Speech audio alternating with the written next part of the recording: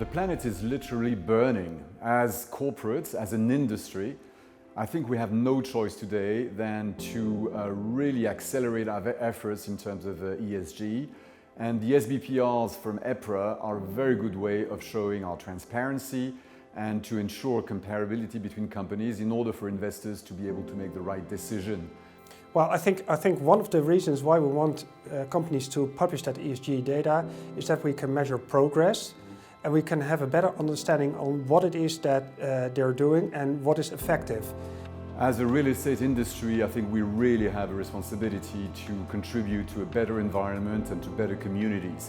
I think it's very important to have publicly available ESG data so that investors and all stakeholders can measure, can compare in all transparency what the companies are doing, what the corporates are doing. We saw in the past is that there was a very strict notion of only the financials count, but that is changing. It's now also the ESG attributes that count. I think the fact that Unibail-Rodamco-Westfield has reported since the beginning of the sBPRs and has been actually year after year one of the only 4 companies reaching gold level each time, I think this really has helped the dialogue that we've had with investors.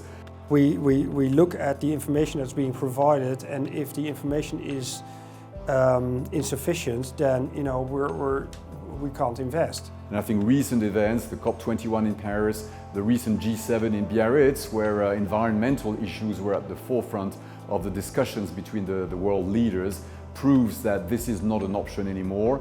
So those that do not report sBPRs will be left behind. There is no doubt on this, and they will have difficulties to operate and to find the relevant investors for their companies.